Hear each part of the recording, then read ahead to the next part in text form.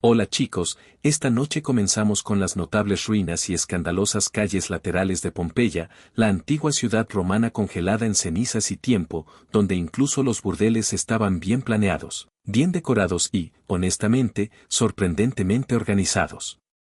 Ahora atenúa las luces, tal vez enciende un ventilador para lograr ese suave zumbido de fondo y emprendamos juntos el viaje de esta noche. Digamos que eres un comerciante romano. Acabas de vender 2 salsas de pescado amporia, de esas que huelen como si hubieran muerto 2 veces. Y tienes unas cuantas cestas tintineando en tu toga. Sientes esa picazón familiar de la indulgencia que ninguna aceituna puede rascar. Así que haces lo que muchos hombres en Pompeya hicieron después de un largo día de capitalismo. Sigues la flecha, no una flecha metafórica, sino literal. En los pavimentos de las calles de la ciudad está tallado el relieve de un pene. Orgulloso, señalado y cumpliendo con su deber cívico, dirigiendo el tráfico peatonal hacia el lupinar local. Sutil, no remoto, pero efectivo. Incluso el romano más torpe para orientarse no podía perdérselo. Los antiguos urbanistas, claramente preocupados por la eficiencia urbana, diseñaron el sistema de navegación de los burdeles de Pompeya con la misma lógica que aplicaron a los baños y las panaderías. Si no lo puedes encontrar, no lo mereces. Y para ser honesto, con ese tipo de señalización, tendrías que tener los ojos vendados y estar en llamas para perder accidentalmente tu destino. Giras por un callejón estrecho. El ruido de la calle se desvanece. Menos vendedores ambulantes gritando sobre garam. Más negociaciones susurradas y alguna que otra risa que sugiere que una transacción ha concluido anticipadamente. Los niños no están cerca, pero los gatos sí. Siempre lo son. Llegas a la entrada. Un modesto edificio de 2 pisos con paredes de piedra oscura y una entrada sorprendentemente acogedora. Por encima del lintel hay otra talla. Un Prius encantadoramente grotesco con una característica tan exagerada que hace que los emojis modernos parezcan conservadores. Es al mismo tiempo una promesa y una advertencia. Entra aquí y entrarás a un espacio en el que el decoro está fuera de lugar. Una brisa trae consigo olor a vino, sudor y algo floral que no puedes identificar. Quizás lavanda, quizás arrepentimiento. Y justo cuando uno se dispone a entrar, sale otro visitante, ajustándose la túnica con la mirada de un hombre que o bien está muy satisfecho o intenta recordar si dejó sus sandalias dentro. Este no es el palacio del placer de la élite. Este es un deleite para los trabajadores. Directo, práctico y diseñado para alto rendimiento. Sin divanes, sin flautas, solo la versión romana de Next. Entra en el lupinar, el burdel más infame de Pompeya. Y lo primero que llama la atención no es la decoración. Es la practicidad. No hay mostrador de recepción, ni plantas en macetas, ni música suave, solo un estrecho pasillo de piedra. Y la comprensión inmediata de que este lugar no estaba diseñado para quedarse. Fue diseñado para la eficiencia. El edificio cuenta con 10 habitaciones, o más bien celdas, cada una de ellas del tamaño de un armario de abrigos moderno. Si su armario de abrigos tenía una losa de piedra en el medio y pinturas murales para explicar lo que sucede en ella, las camas están hechas de mampostería tallada, lo que es apenas un poco más romántico que un banco de parque. En febrero, se esperaba que los clientes trajeran su propia comodidad. Lo que generalmente significaba una estera de paja, una manta si eran elegantes y algo de creatividad. Sobre cada puerta hay un fresco. Piense en ellos como currículums visuales. Se podría mostrar a una pareja en una pose más bien atlética. Otra podría representar a una mujer con su pie sobre el hombro de un hombre, lo que es un servicio o un deporte muy específico. Estos cuadros no eran para crear ambiente. Eran anuncios publicitarios. Porque en una ciudad donde la alfabetización era opcional, pero la libido no, las imágenes transmitían el mensaje más rápido que las palabras. Las habitaciones no tenían puertas, solo cortinas si tenía suerte. La privacidad no era realmente el objetivo. A través de las delgadas paredes de piedra se oía todo, los gemidos, el tintineo de las monedas, las incómodas disculpas. Fue una experiencia compartida de la manera más incómoda posible. Y luego está el graffiti. Ah, el graffiti, dice todo arqueólogo que ha tenido que traducirlo intentando no resoplar. Algunos están entusiasmados. Félix se lo pasó bien, otros más concretos. Masi lo hizo bien. De vez en cuando alguien ofrecía calificaciones. Si Yelp hubiera existido, el Lupinar habría tenido un promedio de 4 estrellas y muchas críticas muy gráficas. Las mujeres aquí, la mayoría fueron esclavizadas, algunas liberadas. Sus nombres a menudo eran alias. Fortunata, Crisis, sucesora. Nombres destinados a evocar suerte, belleza o resultados favorables. No trabajaban allí para divertirse, pero sabían cómo promocionarse mejor que una startup moderna. Olvídese de los menús en papel. Olvídate de los camareros. Olvídate del consentimiento verbal con una charla educada. En el Lupinar de Pompeya, simplemente mirabas hacia la pared y señalabas. Encima de cada habitación, a lo largo de los pasillos como si fueran atrevidos carteles publicitarios, había anuncios pintados a mano, al fresco, de los servicios prestados. Y por servicios queremos decir, bueno, digamos simplemente que no dejaron nada a la imaginación y todo a la gravedad. Cada imagen era una instantánea romana de intimidad acrobática, como el Kama Sutra, pero con menos reglas y más piedra arenisca. Los cuadros tenían como finalidad informar, no excitar, aunque, dependiendo de su tolerancia a los ángulos incómodos y los codos rígidos, es posible que hayan logrado ambas cosas accidentalmente. Representaban hombres y mujeres, a veces hombres y hombres o mujeres y amor, no juzgamos, en diversas disposiciones entusiastas. Algunas escenas eran tiernas, otras parecían como si alguien hubiera perdido una apuesta con un contorsionista. Quizás te preguntes, ¿se personalizaron para adaptarse a las especialidades de cada mujer trabajadora? Honestamente, no está claro. Algunos eruditos creen que eran genéricos. Otros creen que las mujeres señalaron su fresco favorito y dijeron, ese cuesta 20 extra, cariño. Lo que está claro es que no se trataba de un negocio sutil. Esto fue visual, directo y transaccionalmente inequívoco. El cliente no tuvo que negociar. Podría simplemente señalar el fresco número 3, entregar su moneda y ser conducido gentilmente a una habitación con una cama de piedra y el leve eco del incómodo silencio de otra persona en la habitación de al lado. Y aquí está el giro. El menú no era necesariamente sobre sexo. También se trataba de clase. Un romano rico jamás sería encontrado muerto en el Lupinar. Tenía sus propios cortesanos privados, flautistas y, probablemente, una villa con su propia ala escandalosa. Pero este lugar, esto era para el trabajador, el pescador, el panadero, el tipo que pasaba todo el día transportando ladrillos y ahora quería 30 minutos de olvido antes de la cena. Para aquellos hombres, las pinturas murales eran más que decoración. Eran promesas, sueños en ocre rojo descolorido. Y como todos los sueños, un poco fuera de alcance dependiendo de tu presupuesto. Antes de que existiera Yelp, estaba el muro. Y en el Lupinar de Pompeya, las paredes estaban totalmente cubiertas de críticas, talladas, rayadas y garabateadas con toda la sutileza de un romano borracho con un estilete y rencor. Los grafitis no solo eran tolerados, sino prácticamente alentados, convirtiendo el burdel en un lugar permanente de comentarios sobre lujuria, ego y ortografía cuestionable. Entra en cualquier habitación, mira el yeso y, boom, acabas de tropezar con el equivalente antiguo de la sección de comentarios. Algunas notas fueron breves y entusiastas. Aquí me he metido en problemas, proclamó orgulloso un hombre. Sin fecha, sin contexto, solo vibraciones. Otros eran extrañamente poéticos. Un grafiti decía, Gas ama a Daphne, pero prefiere estar con Marcus. Ay, Gas, ese pica. No fueron solo los hombres los que dejaron reseñas.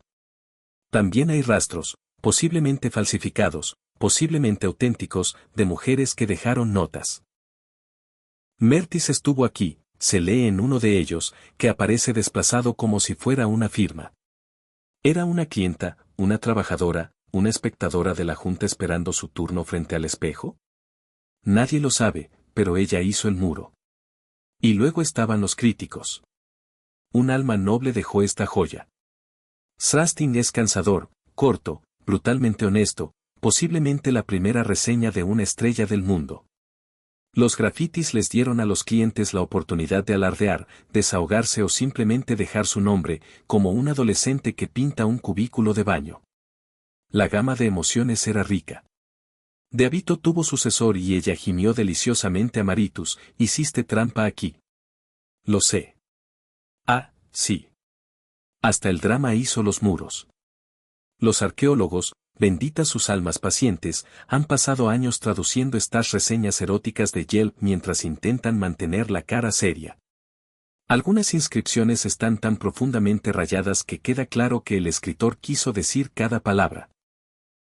Otros son tenues, como si alguien hubiera tenido dudas a mitad del grabado, posiblemente después de recordar que su esposa también lee latín. Al mirar esas paredes, es fácil olvidar que no se trataba simplemente de reseñas. Eran huellas dactilares humanas. El lupinar no era un lugar de pasión. Era un lugar de trabajo, un mercado y un foro de mensajes, todo en uno. Aclaremos algo inmediatamente. Las mujeres que trabajan en lupinar no estaban allí porque llenaron una solicitud y soñaban con ascender en el sector hotelero. La mayoría de ellos fueron esclavizados. Algunos eran antiguos esclavos que intentaban sobrevivir. Y todos ellos quedaron atrapados en un sistema que hacía de la libertad un lujo y una opción de ficción.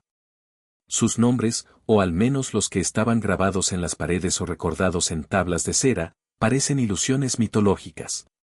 Fortunata, la afortunada. Félix, el feliz. Sucesor, el exitoso. Es un poco como ponerle a tu mascota la tortuga Usain Bolt y esperar que corra. La realidad detrás de los nombres era mucho más cruda. Estas mujeres vinieron de todo el imperio. Galia, Grecia, Egipto, arrancados de regiones conquistadas o de ciudades desesperadas.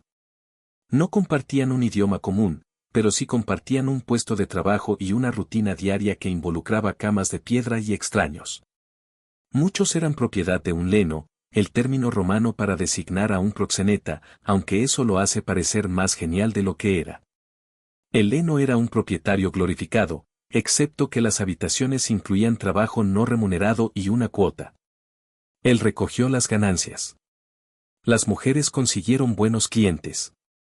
Si una mujer tenía suerte, y por suerte nos referimos en el más sombrío sentido romano, con el tiempo podía comprar su libertad. Esto requirió años de ahorro, pura resistencia y uno o dos clientes que pagaron en dinares reales y no con vagas promesas.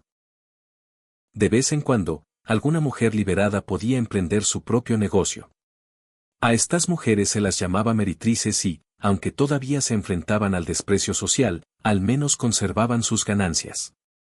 Incluso podrían registrarse oficialmente y usar una estola para demostrar que ya no estaban esclavizados, porque nada dice liberación como el papeleo y la ropa formal incómoda. Y no nos olvidemos de los hombres. Sí, también había trabajadores sexuales masculinos en Pompeya, aunque mucho menos y normalmente trabajaban fuera de lupinar. Sus clientes. Digamos que los aristócratas romanos no eran tan estrictos como sus bustos podrían sugerir. Entonces, ¿quiénes eran los trabajadores? Eran sobrevivientes, extraños en una ciudad que prometía placer pero entregaba desequilibrios de poder grabados en piedra. Y, sin embargo, de alguna manera dejaron sus nombres atrás, grabados en las paredes, inmortales en grafitis que se desvanecen. Porque si la historia iba a olvidarlos, al menos ellos mismos iban a escribirse en ella primero. Entonces, usted señaló su fresco preferido, entregó su moneda y fue guiado hacia una pequeña y oscura habitación de piedra. No estarás aquí por mucho tiempo. Y seamos honestos, probablemente tampoco estés aquí para pasar un buen rato. Esto se debe a que todo en lupinar fue diseñado para lograr velocidad, eficiencia y cero enredos emocionales. No eran suites lujosas con aceite perfumado y almohadas de plumas. Eran celdas de piedra estrechas, cada una lo suficientemente grande para dos humanos, una lámpara y la poca dignidad que les quedaba. Spoiler, probablemente no lo conseguiste. Las camas eran losas de piedra elevadas del suelo como altares al placer fugaz. Si tenías suerte, había un colchón encima. Si tenías un poco menos de suerte, podías conseguir paja. Si realmente no tenías suerte, bueno, podías contemplar la vida en una roca volcánica desnuda como un monje travieso con ansiedad por el desempeño. La visita promedio duró aproximadamente lo mismo que lleva desenvolver un trozo de queso. Esto no es solo una broma. Los grafitis romanos se burlan literalmente de los clientes que tardaron demasiado. El objetivo no era cortejar. Era para moverse. Entrada rápida, salida rápida. Próximo cliente, por favor. La velocidad se debió en parte a cuestiones económicas. El tiempo es dinero. Y cuando manejas un negocio con 10 habitaciones y una larga fila de albañiles sudorosos afuera, la rotación del personal importa. Pero también era cultural. Los romanos no romantizaban las visitas a burdeles. Este no era el escenario para violines estruendosos y pasión a la luz de las velas. Esto era sondear las profundidades del deseo con toda la gracia de una estampida. Privacidad mínima. Las puertas a menudo eran simplemente cortinas y las paredes eran lo suficientemente delgadas como para que pudieras escuchar a tus vecinos hablar en tiempo real. Y aún así, de alguna manera, la gente seguía regresando. Quizás fue la emoción. Quizás era soledad. O tal vez las camas de piedra simplemente proporcionaban un excelente soporte lumbar. ¿Quién puede decirlo? Se podría argumentar que todo lupinar era una máquina, una antigua máquina romana expendedora de intimidad. Deposita una moneda, haz tu selección y espera no encontrarte con tu primo al salir. Y sin embargo, a pesar de la mecánica apresurada, había algo extrañamente humano en ello. Aunque esa humanidad estuviera envuelta en lino, sarcasmo y el sonido constante de alguien jugueteando con una toga. Ahora, hablemos del impuesto al bronce, o en este caso, de las monedas de bronce frotadas con las yemas de los dedos nerviosos. Si usted era un ciudadano romano con algo de dinero extra y muchas necesidades sin satisfacer, una visita a lupinar no era exactamente una ruina. La tarifa estándar oscilaba entre 2 y 8 ases. Y no es un error tipográfico ni un eufemismo. Y era una moneda de bronce romana de bajo valor, que equivalía aproximadamente al coste de una hogaza de pan o una copa de vino barato. Así que sí, una sesión en el burdel podría ser más barata que una noche en la taberna, aunque podría decirse que es mucho más complicada. El precio más común, 2 burros. Así es, 2 pequeñas monedas por un encuentro muy apresurado. Algunos clientes bromeaban diciendo que pagaban más por las aceitunas, y no se equivocaban. Ahora, no dejes que la estructura de precios te engañe. Esta no era la versión del mundo antiguo de una oferta de Costco. La razón por la que era barato era porque a los trabajadores no se les pagaba, al menos no directamente. La mayoría fueron esclavizados y las monedas fueron directamente al bolsillo del heno.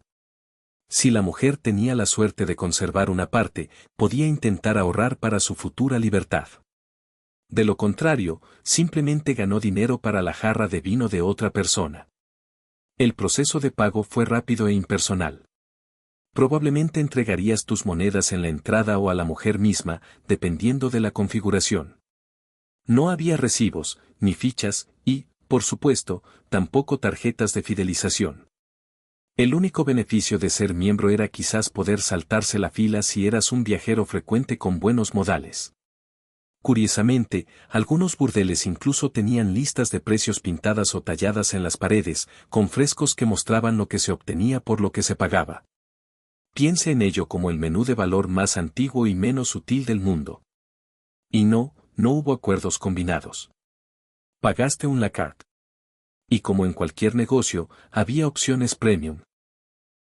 Si querías privacidad, una cama más suave, paja roja o alguien que hablara tu idioma, el precio podía subir hasta 5 o incluso 8 burros. Todavía es más barato que un corte de pelo decente hoy en día, y probablemente igual de incómodo. Si te imaginas a lupinar como un templo de pasión, perfumado con velas, sábanas de seda y toallas calientes, hagamos estallar esa fantasía como si fuera un grano de Pompeya. Empecemos con lo básico. Agua. En el Lupinar no había agua corriente en las habitaciones, ni lavabos, ni baños adjuntos, solo tú, tu toga, una losa de piedra y un ferviente deseo de que la persona que estaba frente a ti tuviera la decencia de limpiarse. En Pompeya existían baños públicos y eran bastante sofisticados. Suelos radiantes, bañeras de agua fría, incluso baños de vapor, pero el Lupinar no era uno de ellos. Se trataba de una instalación con una sola función estrictamente, y esa función no era el saneamiento. Las camas de piedra se limpiaban si tenía suerte, posiblemente con agua, posiblemente con el mismo trapo usado en las 10 camas.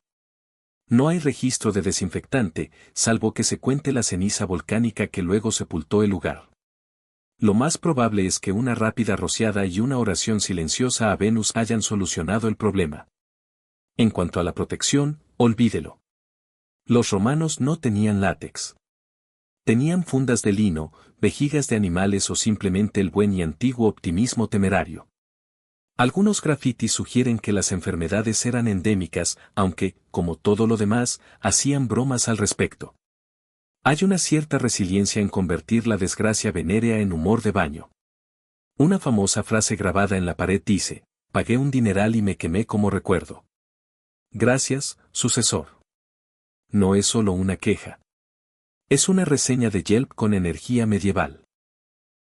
El olor dentro del Lupinar, probablemente una mezcla de sudor, aceite, vino, incienso, desesperación y tal vez una leve nota de yeso. Es un milagro que la gente haya logrado cruzar el umbral sin sentir náuseas. Pero los romanos tenían estándares alactorios diferentes.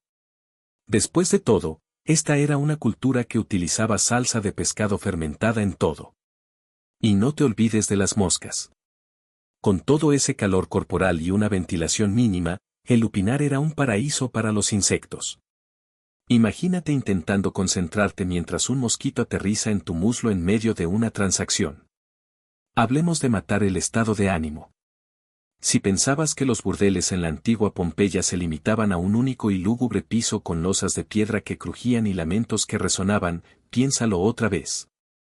El Lupinar, el burdel más famoso de Pompeya, contaba con 2 pisos completos. Porque incluso en la antigua Roma, el sector inmobiliario era sinónimo de expansión vertical. La planta baja era donde ocurría la magia, y por magia entendemos las intensas transacciones económicas. 10 pequeñas habitaciones se alineaban en un pasillo estrecho, cada una de ellas amueblada con una cama de piedra y espacio justo para 2 adultos que consintieran o al menos cooperaran. Esta era la zona de mucho tráfico. Rápido, barato y sin tonterías. Un poco como un restaurante de comida rápida, excepto que con sandalias y menos pepín. Hillos. Pero el piso superior, eso era para la clientela de élite. Aquellos que tenían unas cuantas monedas más tintineando en sus túnicas y tal vez esperaban que su compañero elegido supiera un poco de griego, el idioma o el estilo. Arriba, las cosas estaban más tranquilas, un poco más refinadas. Quizás un cojín aquí o una cortina allá, ya sabes, ambiente, al que se accedía a través de una escalera de piedra que probablemente también servía como peligro de tropiezo después de beber demasiado vino. Es posible que el segundo piso haya albergado compromisos más largos, clientes habituales o simplemente aquellos que no querían codearse con una docena de marineros sudorosos que esperaban su turno abajo. La privacidad adicional tuvo un costo, por supuesto. Pero nada demuestra tanto mi importancia como comprar 5 minutos extra en una cama de paja con una mejor vista. Las habitaciones superiores también pueden haber servido como alojamiento para algunas de las mujeres, o al menos un lugar donde colapsar después de un largo turno. No está claro con qué rigor se dividían los pisos según su propósito, pero los arqueólogos han observado los restos de una letrina en el segundo piso. Si esto cuenta como una característica de lujo o simplemente como una conveniencia depende de su sentimiento sobre el espacio de baño compartido y el enfoque romano sobre la plomería. Spoiler, se trataba de cubos. Curiosamente, la estructura de 2 pisos del Lupinar también ayudó a publicitar sus servicios. Los carteles pintados en el exterior eran claramente visibles desde la calle y, con la iluminación adecuada y un toque de perfume, el burdel casi parecía atractivo desde la distancia. Visitar el lupinar no fue una experiencia silenciosa e introspectiva. Fue más bien como intentar tener un momento muy personal en medio de un mercado de pescado. Pompeya era una ciudad ruidosa. Las calles estaban repletas de vendedores que pregonaban las virtudes de sus aceitunas, vendedores de garam que derramaban salsa de pescado fermentada y herreros que tocaban la banda sonora del antiguo capitalismo. Si estabas intentando colarte en el burdel sin ser visto, buena suerte. El ruido de tus sandalias sobre el pavimento de piedra ya anunciaba tu llegada a medio barrio. Una vez dentro, las paredes no estaban insonorizadas. Nada de eso. Las habitaciones de lupinar eran poco más que armarios, separados por una fina mampostería y el equivalente romano a las ilusiones. Cada tos, gruñido, gemido o broma inesperada resonaba de una habitación a otra. Si eras tímido, lo dejabas en la puerta o lo ahogabas en vino barato. Afuera, los carros tirados por burros pasaban ruidosamente y de vez en cuando algún ciudadano romano podía tropezar al pasar, gritando una oda borracha a Venus o discutiendo sobre quién les había robado sus sandalias. Los niños jugaban, las tabernas resonaban y los músicos de dudoso talento tocaban sus gaitas. Era como intentar concentrarse durante un desfile callejero, excepto que el desfile nunca terminaba y todos olían vagamente a sudor y mariscos. Y no olvidemos el comentario de nivel superior. A veces, los clientes más ricos del piso superior tenían un mejor punto de vista auditivo y lo aprovechaban. Uno puede imaginarse a un comerciante satisfecho reclinado sobre una estera de paja, con vino en la mano, riéndose de la performance artística que se desarrolla abajo, con entretenimiento gratuito incluido. En los raros momentos de tranquilidad, quizá durante las horas de la siesta, se puede oír el vuelo de las palomas, el arrastrar de pies en el atrio o el ritmo distante del entrenamiento de gladiadores en el anfiteatro. Incluso los dioses, al parecer, tenían que lidiar con el ruido de fondo. Y por supuesto, estaba la banda sonora interna, tu propio latido del corazón, probablemente acelerado, especialmente si era tu primera visita. Combina nervios, caos ambiental y una acústica cuestionable y tendrás la experiencia sensorial romana en estéreo completo. Uno podría imaginar que los burdeles romanos operaban en una zona gris y oscura de carácter legal, escondidos en callejones oscuros y constantemente allanados por brigadas antivicio cargadas de toga. Pero no, en la antigua Pompeya el trabajo sexual no solo era tolerado. Fue regulado. Empecemos con la licencia. Sí, para ser cortisano o mérite profesional, si queremos ser propiamente latinos, era necesario estar registrado oficialmente. Su nombre se ingresaba en el sistema tributario romano y, al igual que los panaderos o los herreros, se esperaba que pagara sus cuotas. Así es. El imperio siempre saca su tajada, incluso de la profesión más antigua. De hecho, el trabajo sexual estaba tan normalizado que los burdeles a veces eran autorizados por el Estado. Al fin y al cabo, este era un gobierno que grababa la orina. Regular el placer no era precisamente una exageración. El lupanar funcionaba abiertamente y su ubicación no era ningún secreto. Si quisieran cerrarlo, tendrían que cerrar también la mitad de las tabernas, los baños y, probablemente, el propio Senado. Pero no confundamos legalidad con dignidad. Las trabajadoras sexuales eran consideradas parte de la familia, una categoría legal inmediatamente inferior a la de los ciudadanos, sin ningún derecho.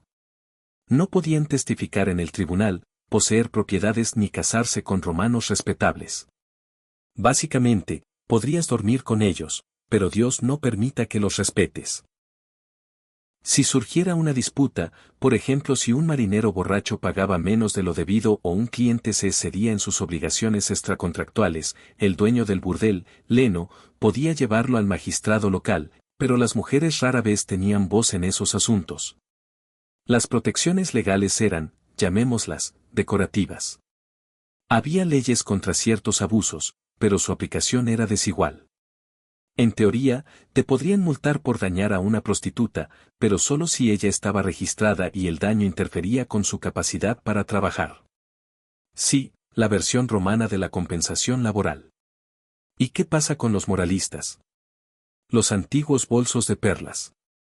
Ellos existieron. Seguro. Escritores como Juvenal y Séneca a veces señalaban con el dedo el declive de la virtud. Pero sus preocupaciones se centraban más en los hombres respetables que se comportaban mal, no en el burdel en sí. En resumen, no fue el lupinar el que ofendió. Fueron los senadores los que fueron descubiertos escapándose. Se podría pensar que la religión de la antigua Roma y el burdel eran como el aceite y el vinagre, que es mejor mantener separados, a menos que se esté preparando una ensalada muy cuestionable. Pero en Pompeya, los dioses y la lujuria a menudo hablaban, a veces en voz alta y con incienso. Comencemos con Venus, la diosa del amor, la belleza y la moral altamente selectiva. Como deidad patrona de la ciudad, su presencia estaba en todas partes. Templos, mosaicos, amuletos y sí, burdeles. Si querías darle un toque divino a tu visita transaccional, probablemente había un pequeño santuario a Venus vigilando tu actuación. ¿Alentador? ¿Quizás un poco inquietante? Absolutamente. De hecho, algunas trabajadoras sexuales rezaban antes de ir a trabajar, no para pedir mejores condiciones, sino para tener más clientes, propinas generosas o simplemente un vecino más tranquilo en la habitación de al lado. No eran raras las ofrendas a Venus o Príapo, dios de la fertilidad, y las esculturas fálicas cómicas.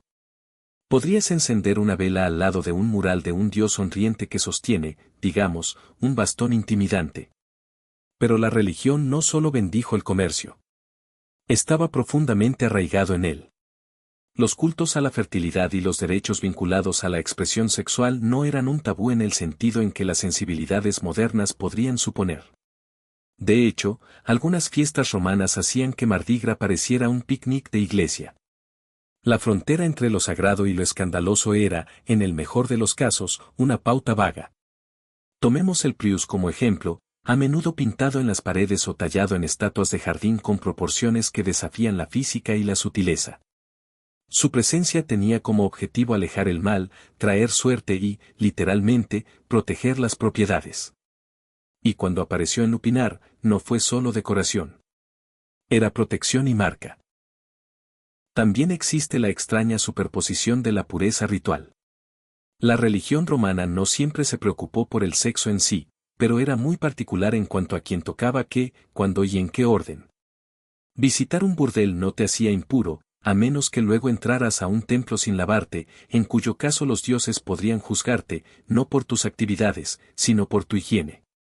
El lupinar había visto su cuota de drama, peleas de borrachos, salidas incómodas, tal vez algunos fallos en la toga, pero nada podía prepararlo para la mañana del 24 de agosto del 1979 DC, cuando el monte Bubius se despertó en el lado equivocado del lecho tectónico. Comenzó sutilmente, un ruido lejano, una bocanada de humo.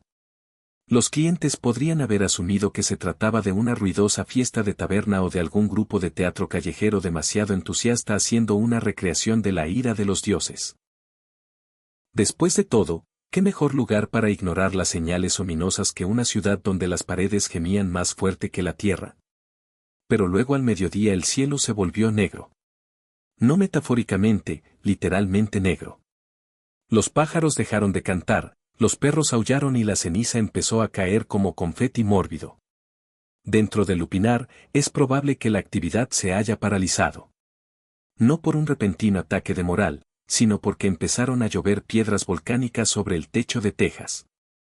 Las conversaciones pasaron del tema de los precios al pánico. Ese gemido sensual de fondo, probablemente ahora solo alguien gritando, ¡corre! La arquitectura del burdel, robusta pero estrecha, no era rival para la ira de Bubius. A medida que las oleadas pirolásticas arrasaban Pompeya, gases sobrecalentados y escombros volcánicos envolvían las calles a más de 100 kilómetros por hora. No fue el incendio lo que mató a la mayoría de la gente. Era el calor. Instantáneo, invisible, ineludible. Lo que inquieta es lo que quedó atrás. En las ruinas de Lupinar, los arqueólogos encontraron restos enrollados en las esquinas, desplomados en las escaleras, atrapados en medio del vuelo. La gente no siempre lograba salir. Algunos podrían haber dudado en agarrar su bolsa de dinero o su capa. Otros podrían haber pensado simplemente, ¿qué tan malo podría ser? Últimos pensamientos famosos. Cuando finalmente las cenizas se asentaron, Pompeya quedó preservada con un detalle inquietante, como un documental en pausa de la vida romana. Grafiti congelado a mitad del insulto, comida todavía en los platos y, en el lupinar, lechos de piedra, fresco erótico y el fantasma del deseo humano, todo sepultado bajo 20 pies de rabieta volcánica. Irónicamente, fue este desastre el que nos brindó la visión más clara de la vida antigua. Sin la erupción, el burdel habría decaído como los demás. En cambio, se convirtió en un museo del pecado, del comercio y de la humanidad cruda. Como si los dioses dijeran: guardemos esto para fines educativos. Imagínese ser un arqueólogo del siglo XIX lleno de sueños sobre nobles foros romanos y grandes estatuas de mármol, solo para descubrir un edificio donde cada pared parece gemir en latín. Bienvenido a la excavación de Lupinar. El burdel fue descubierto oficialmente en la década de 1860 y, digamos, las reacciones fueron variadas. Por un lado, había estudiosos entusiasmados por descubrir un edificio romano bien conservado. Por otro lado, teníamos a los victorianos tensos aferrándose a sus perlas mientras se daban cuenta de que cada pared era básicamente una piedra tallada que solo admiraban. Los frescos son descaradamente gráficos. El grafiti es a partes iguales burdo e inteligente. Las camas de piedra, pequeñas, estrechas y tan románticas como una silla de dentista. Pero fue la absoluta honestidad del espacio lo que lo hizo fascinante. No se edulcoró nada. Los romanos no ocultaban su libido tras metáforas. Lo colocaron en las paredes con orgullo artístico y una sorprendente falta de censura. Por supuesto, los primeros excavadores no estaban muy seguros de cómo presentar esta joya cultural. Algunas piezas fueron escondidas en el llamado Gabinete Secreto de Nápoles. Una especie de bóveda de arte antiguo NSFW donde los curadores de museos avergonzados podían guardar bajo llave cualquier cosa demasiado escandalosa para la sociedad educada. La idea era sencilla. Preservemos el arte, pero dejemos que solo hombres serios con intenciones académicas le echen un vistazo. Guiño, guiño. Mientras tanto, los académicos discutían sobre el tono apropiado a adoptar. ¿Eso era antropología o pornografía? ¿Los frescos eran simbólicos o instructivos? Y lo más importante, ¿quién iba a explicar esto a los grupos escolares visitantes? A pesar de todas sus dificultades, el Lupinar se convirtió en uno de los sitios más visitados de Pompeya. No porque los turistas fueran pervertidos, aunque no lo descartemos, sino porque contaba una historia no filtrada por el mito o el mármol. Esta era la auténtica vida romana al margen, ahora en primer plano en los folletos turísticos.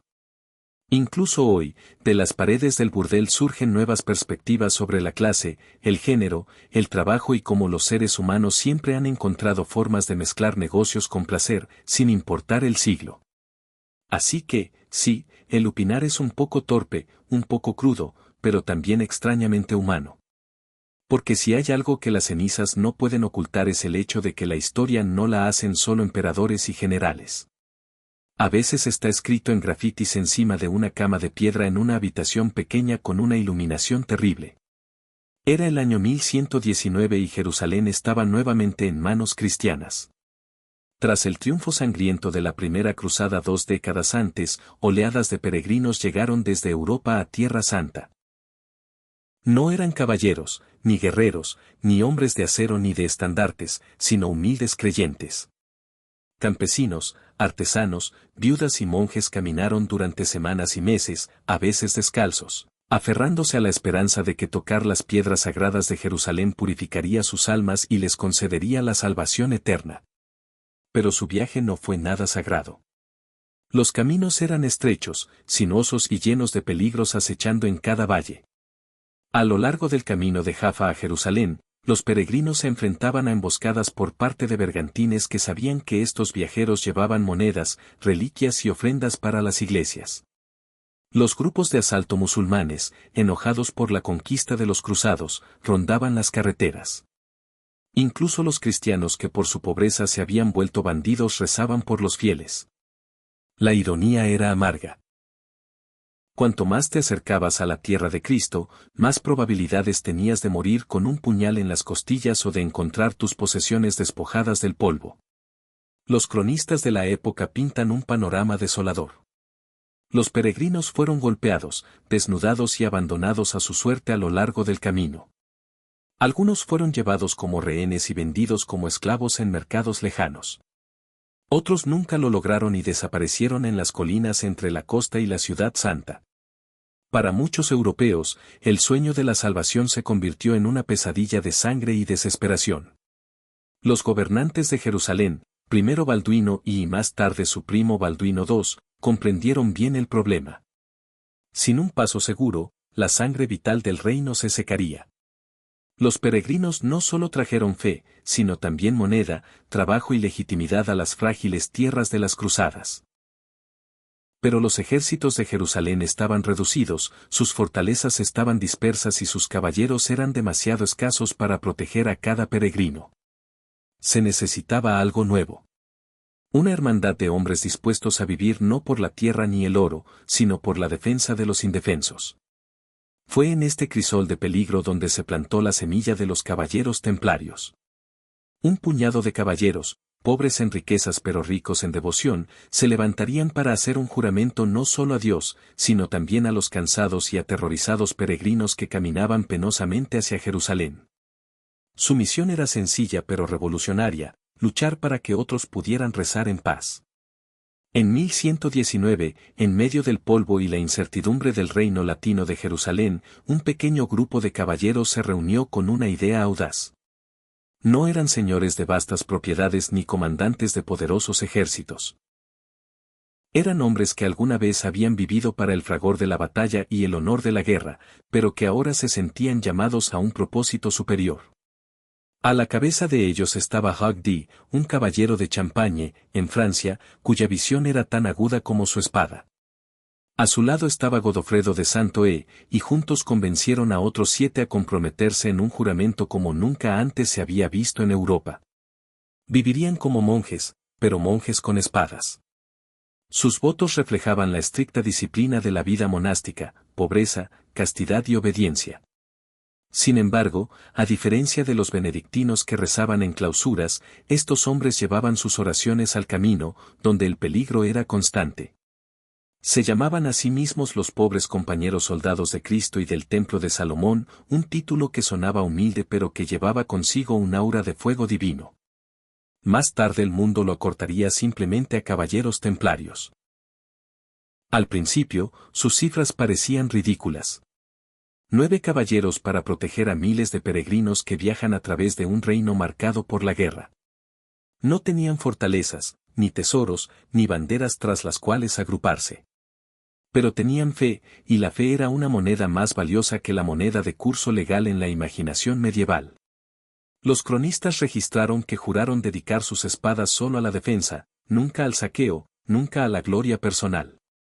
En un mundo donde los caballeros a menudo difuminaban la línea entre cruzados y bandidos, este voto los marcaba como algo completamente nuevo. El rey Balduino II, que gobernaba Jerusalén en ese momento, reconoció su celo. Les concedió alojamiento dentro del recinto sagrado del monte del templo, en lo que una vez había sido parte de la mezquita Al-Aqsa. Los cristianos creían que este sitio no era otro que las ruinas del Templo de Salomón, donde una vez la presencia de Dios había habitado y orado. No solo había un privilegio sino una señal de que estos guerreros llevaban una misión de proporciones bíblicas. Para los peregrinos que tropezaban por el peligroso camino desde Jaffa, la visión de un caballero montado con capa blanca y cruz era más que un alivio. Fue un símbolo viviente de que Dios no los había abandonado. Los comienzos de los templarios fueron humildes, pero en su humildad yacía una fuerza que un día los convertiría en la orden más temida y poderosa de la cristiandad. Los templarios comenzaron como poco más que un noble experimento. 9 hombres con espadas y un voto. Pero un experimento no puede sobrevivir mucho tiempo sin estructura. Y la estructura llegó en la forma de uno de los eclesiásticos más influyentes de la época, Bernardo de Clairvaux. Bernardo no era un monje común y corriente. Fue un abad cisterciense, un reformador y una de las voces más persuasivas del siglo XII. Cuando él hablaba, los reyes escuchaban, y cuando él escribía, la iglesia lo seguía. En el año 1129, en el Concilio de Troade, Francia, la naciente hermandad fue llevada formalmente ante las más altas autoridades de la Iglesia. El propio Hugdy se puso de pie para presentar la misión de los templarios. Eran pobres. No tenían tierras y su orden era diferente a cualquier tradición monástica que hubiera existido antes. Pero Bernard vio potencial en ellos. Potencial no ese. Olo para el servicio sino para la salvación. Argumentó que estos hombres, al combinar la humildad de los monjes con el coraje de los caballeros, encarnaban un nuevo tipo de santidad. Bajo la guía de Bernardo, los templarios recibieron su regla, un código de vida escrito que los transformó de una banda variopinto en una orden religiosa oficial. Fue modelado según la estricta disciplina cisterciense. Silencio en los pasillos, comida sencilla sin extravagancias, sin lujos de ropa ni oro. Su armadura era sencilla, sus capas blancas como signo de pureza y su dieta restringida incluso en tiempos de guerra. Debían evitar el orgullo, la glotonería y, sobre todo, la ambición personal. En resumen, la regla pretendía despojar a la humanidad de todo lo mundano, dejando solo a los hombres totalmente consagrados a Dios y a la protección de sus peregrinos. Sin embargo, había una paradoja en el corazón de la regla. Estos monjes no fueron llamados a huir del mundo, sino a luchar en él. El propio Bernardo resolvió la tensión en un apasionado tratado titulado Elogio de la Novedad. Los caballeros tradicionales, escribió, luchaban por vanidad, por riqueza o por el aplauso de los hombres. Pero los templarios lucharon por el mismo Cristo. Su campo de batalla era su monasterio, su espada, un instrumento de oración. Cuando un templario mataba, afirmaba Bernardo, no se trataba de un asesinato sino de un malicidio, la destrucción del mal mismo. La regla dio alma a los caballeros templarios, y las palabras de Bernardo les dieron legitimidad. Lo que comenzó con 9 hombres ahora se convirtió en una institución, reconocida por el Papa, admirada por los fieles y temida por aquellos que se interponían en su camino. Con la bendición de Bernardo de Claraval y el reconocimiento papal, los caballeros templarios se transformaron casi de la noche a la mañana de un frágil experimento en un fenómeno. Lo que comenzó con 9 hombres ahora se extendió por todo el reino de Cristo como un reguero de pólvora.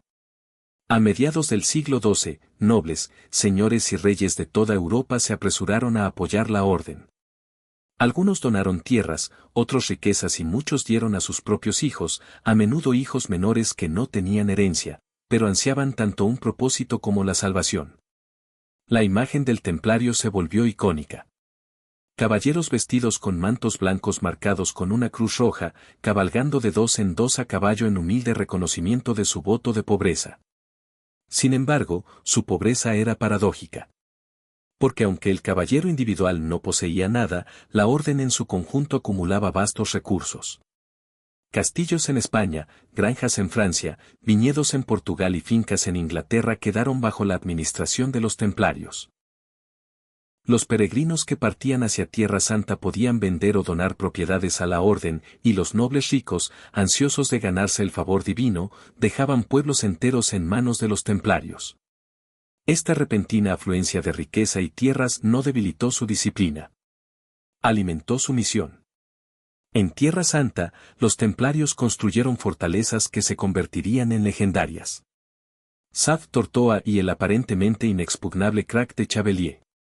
Desde estas fortalezas, patrullaban los caminos peligrosos, custodiaban los puertos y luchaban junto a los reyes cruzados contra los ejércitos musulmanes. Su reputación en el campo de batalla creció rápidamente. Disciplinado, intrépido y sin voluntad de retroceder.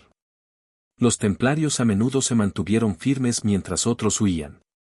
Pero no eran solo espadas y castillos. Los templarios también fueron pioneros en algo completamente nuevo para la Europa medieval, una red de apoyo financiero. Los peregrinos que viajaban de Londres a Jerusalén podían depositar dinero en un precepto templario en Inglaterra y retirar el equivalente en Tierra Santa, ahorrándose así el peligro de llevar oro a través de tierras hostiles. Era un sistema tan avanzado que algunos historiadores lo llaman la primera red bancaria internacional. A mediados del siglo XII, los otrora humildes y pobres compañeros soldados de Cristo se habían convertido en una de las instituciones más poderosas de Europa. Eran monjes, sí, pero monjes que podían dirigir ejércitos. Eran pobres, sí, pero más ricos que los reyes. Su ascenso fue meteórico y fue solo el comienzo. Si el manto blanco y la cruz roja hicieron que los templarios fueran reconocibles al instante, fue en el campo de batalla donde su reputación quedó grabada en leyenda. A mediados del siglo XII, se habían convertido en las tropas de choque de los Estados Cruzados. Una hermandad unida no solo por votos, sino por la voluntad de morir hombro con hombro. Los caballeros templarios fueron entrenados para luchar con una disciplina que destacaba en una época en la que las batallas a menudo se convertían en caóticas refriegas. Entraron al combate en formaciones compactas. Sus lanzas bajaron como un muro de acero. Cuando se izó el estandarte de la orden, el bosant. A ningún templario se le permitió huir mientras aún ondeaba. Esta regla, nacida de su código sagrado, significaba que a menudo mantenían la línea mucho después de que los caballeros ordinarios la hubieran roto. Los cronistas nos cuentan que cuando otros ejércitos se dispersaron, los templarios permanecieron, a veces hasta el último hombre. Su valor les valió la admiración incluso de sus enemigos. Los cronistas musulmanes, al condenar a los cruzados como invasores, destacaron la ferocidad de los monjes blancos que cargaron en la batalla con una resolución aterradora. En batallas como Montisad en 1177, donde una fuerza cristiana enormemente superada en número sorprendió a Saladino, el coraje de los templarios fue decisivo. El propio Saladino, el gran sultán de Egipto y Siria, supuestamente comentó que, si bien la mayoría de los cruzados podían ser aplastados, los templarios estaban hechos de un material más resistente. Dentro de la orden la hermandad estaba muy arraigada. Cada noche juraban no solo a Dios, sino a sus hermanos de armas. Comieron juntos en silencio, entrenaron juntos y murieron juntos. Incluso su entierro reflejaba igualdad, en tumbas sencillas, sin tumbas doradas ni monumentos ornamentados. Su identidad era comunitaria, no personal, caballeros de Cristo más que caballeros de su propia gloria. Pero esta disciplina tuvo un coste. Se esperaba que los templarios obedecieran sin dudarlo. Retirarse sin órdenes era un pecado grave.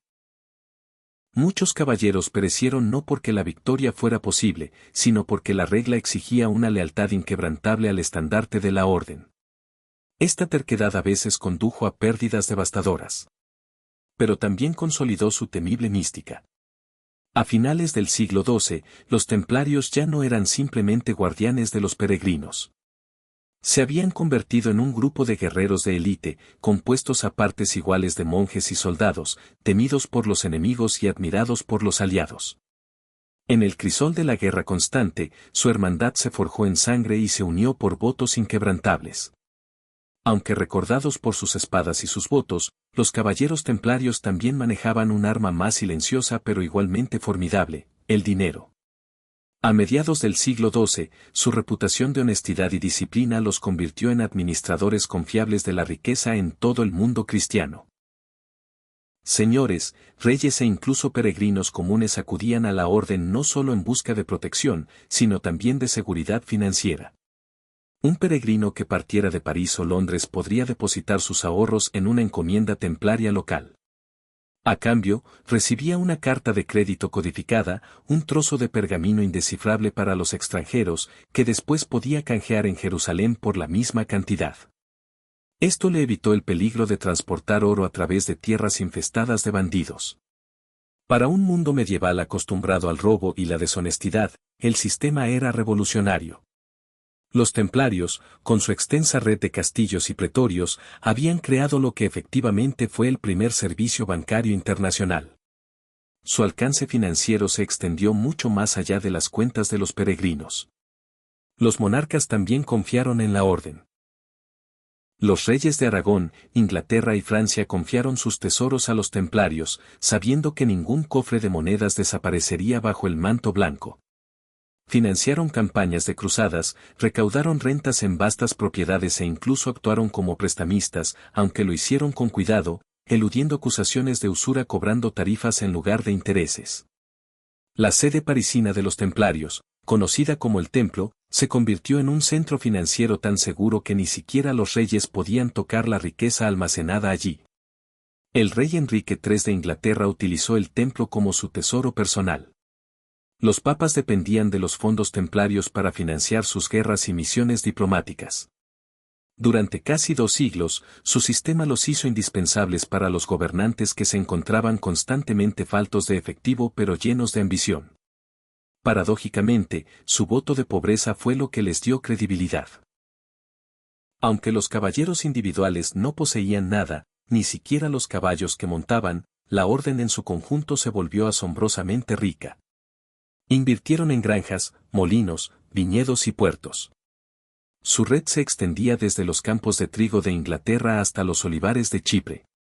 Los profetas no llenaron sus bolsillos personales, sino que regresaron a la misión, defendiendo la Tierra Santa y sosteniendo a los guerreros de la orden. Pero con la riqueza llegaron los susurros.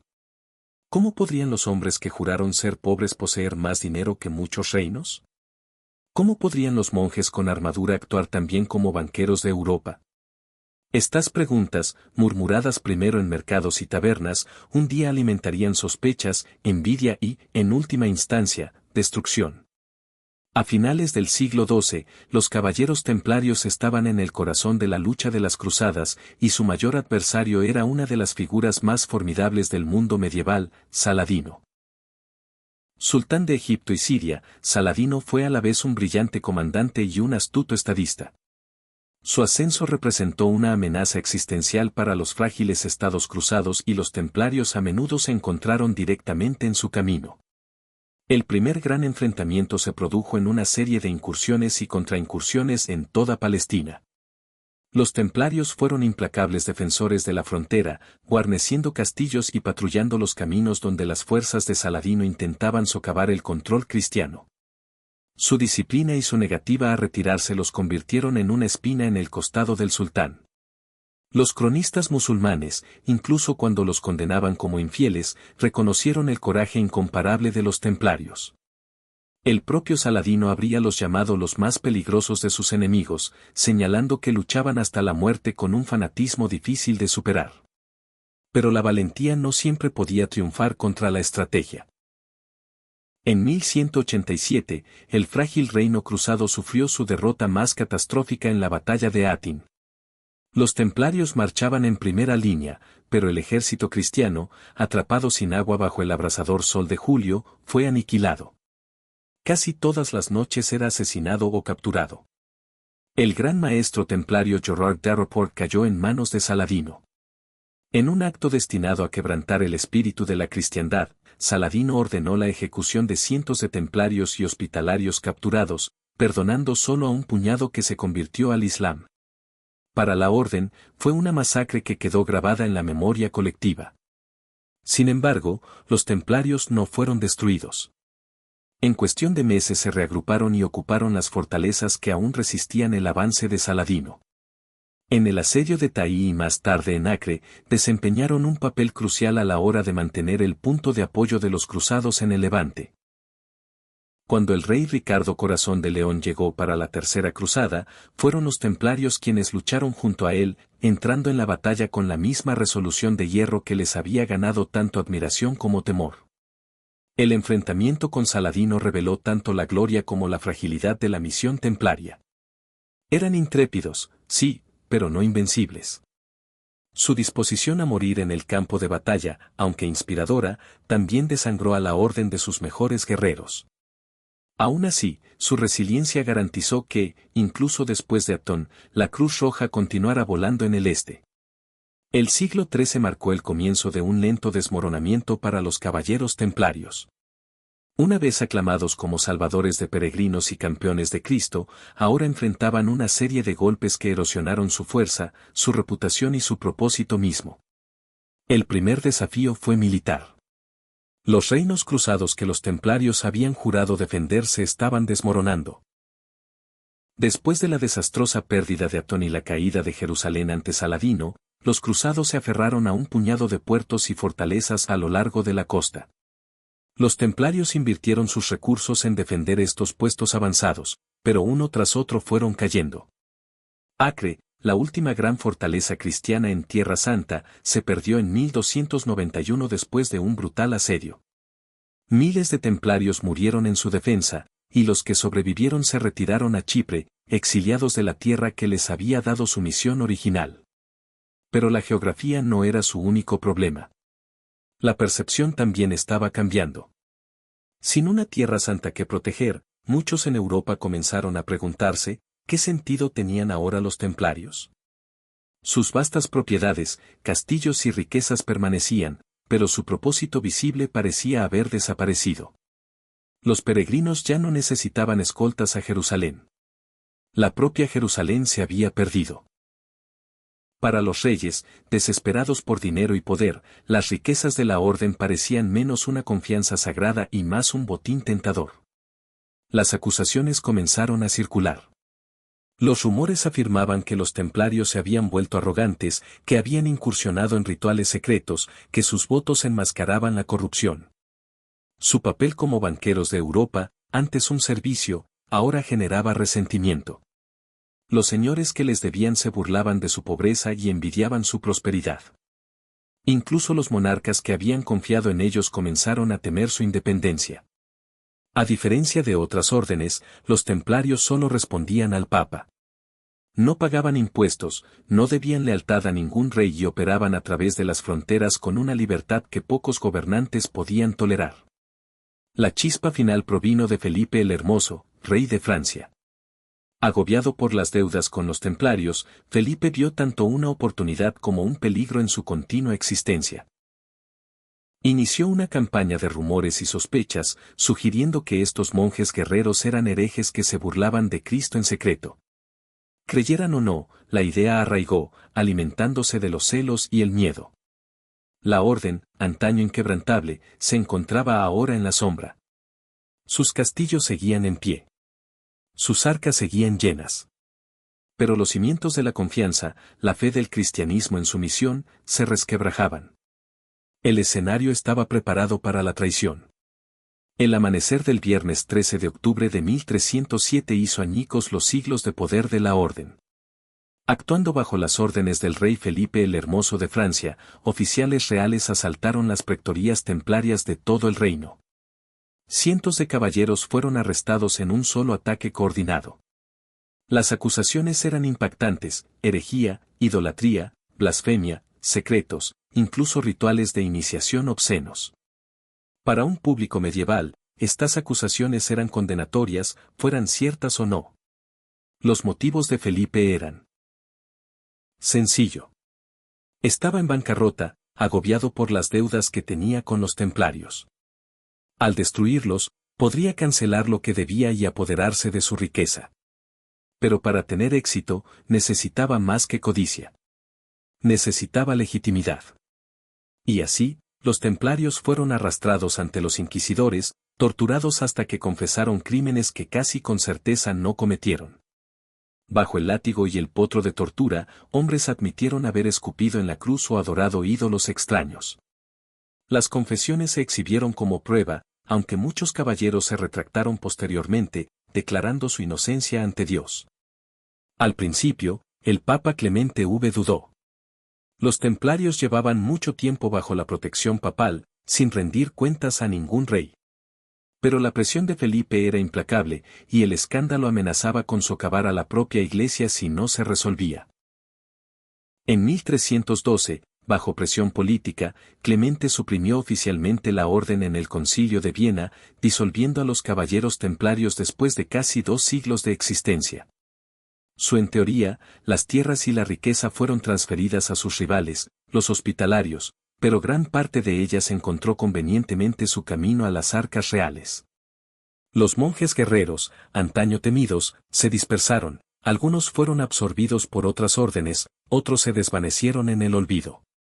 En Portugal, resurgieron bajo un nuevo nombre, la Orden de Cristo. Pero en otros lugares, la Cruz Roja de los Templarios desapareció. El momento más dramático se produjo en 1314, cuando Jacques de Molay, el último gran maestre, fue quemado en la hoguera en París tras retractarse de su confesión forzada.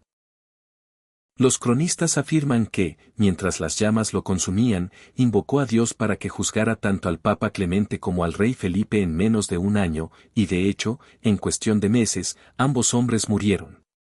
La leyenda de su maldición resonó por toda Europa, proyectando una última sombra inquietante sobre el fin de la orden.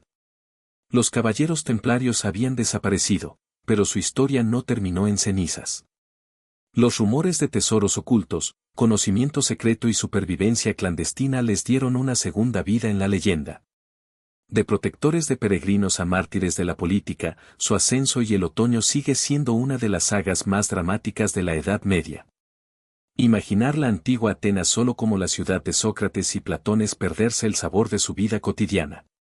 La filosofía podía debatirse en los pórticos sombreados del ágora, pero la comida era el verdadero pegamento que unía a la ciudad.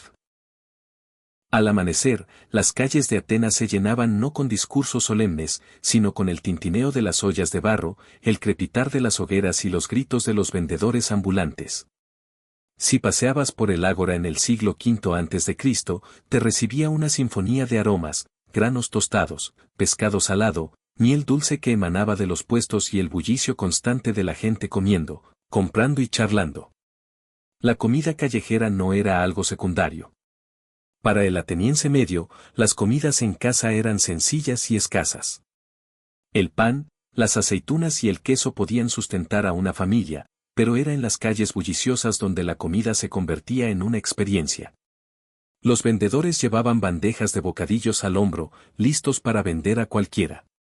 ¿Quiénes pasaban? En las esquinas cercanas al mercado, pequeños puestos con hornos de barro ofrecían panes humeantes y garbanzos asados. Pobres, ricos, esclavos y ciudadanos, todos se mezclaban en este teatro comestible de la supervivencia cotidiana. El ágora en sí no era solo el corazón político y económico de la ciudad. Era su cafetería. Los filósofos podían debatir sobre la virtud, pero lo hacían mientras masticaban higos o bebían vino aguado. Los correos se detenían a comer un bocado de pan mojado en aceite, y los trabajadores recién llegados del muelle saciaban su hambre con sardinas asadas, vendidas por una sola moneda. El murmullo de las conversaciones se mezcla. Vea con el siseo de las sartenes calientes, creando una atmósfera tan social como práctica. Para los atenienses, la comida callejera no tenía ningún estigma. Era rápida, comunitaria y, a menudo, festiva. Un hombre podía un puñado de nueces de camino a la asamblea o detenerse a comer pasteles de miel después de asistir a un festival. Los niños corrían entre los puestos, molestando a los vendedores por sobras, mientras que los agricultores que llegaban del campo intercambiaban sus productos por el sabor de la cocina urbana. Atenas era, en resumen, una ciudad que vivía de sus calles. La comida allí no era lujo, sino ritmo. Un ritmo diario de asar, hornear y freír que nutría a sus ciudadanos, uniéndolos en una comunidad vibrante y llena de sabor. Si había un alimento que encarnaba la vida cotidiana del ateniense común, era el humilde garbanzo. Los vendedores los asaban en sartenes planas sobre fuego abierto, espolvoreándolos con una pizca de sal o hierbas, y los servían en pequeños conos de papiro. El aroma a legumbres tostadas flotaba por el mercado, atrayendo a los transeúntes a detenerse a comprar un puñado. Eran baratos, saciantes y con suficiente proteína para sustentar a un trabajador durante una larga jornada en los muelles o en el campo. En una ciudad donde la mayoría de la gente vivía sin riquezas, los garbanzos tostados eran el verdadero refrigerio democrático, compartido por todos, desde los artesanos pobres hasta los estudiantes de filosofía. Pero el garbanzo no solo se comía asado. Hervido y guisado con ajo, cebolla o eneldo, era un plato sustancioso. Gachas conocidas por todas las clases sociales. Una olla de garbanzos cociéndose a fuego lento era común en los hogares atenienses, especialmente en los barrios más pobres, donde la carne era un lujo poco común. Los garbanzos también se molían para espesar sopas o se mezclaban con cebada para que la comida durara más. Eran la base de la alimentación de supervivencia, simples, terrosas y fiables. Junto a los garbanzos se encontraban las lentejas, otra humilde legumbre que se ganó un lugar de honor en la dieta ateniense. Un plato de guiso de lentejas a menudo se llamaba la comida del pobre. Pero esto no era un insulto. Las lentejas eran sustanciosas, ricas en sabor al guisarlas con vinagre y hierbas, y se podían preparar rápidamente para quienes tenían poco tiempo o dinero. Los propios filósofos las apreciaban. Un dicho atribuido a Sócrates incita a los jóvenes a contentarse con lentejas en lugar de perseguir la extravagancia. En este sentido, las lentejas no eran solo comida. Eran una lección moral de moderación y sencillez. En las calles, los vendedores podían llevar cuencos humeantes de lentejas para vender a los trabajadores que se apresuraban entre tareas. Por unas pocas monedas, un hombre podía comprar el sustento que llenaba su estómago y calentaba su cuerpo. Los pobres podían vivir durante días con lentejas, pan y aceitunas.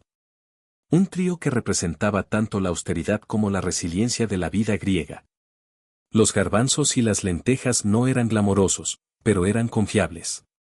Llevaban el sabor del hogar, del ahorro, de la resiliencia. En una ciudad famosa por sus filósofos y guerreros, estas humildes legumbres mantenían viva a Atenas silenciosamente, un cono asado o una olla hirviendo a fuego lento a la vez.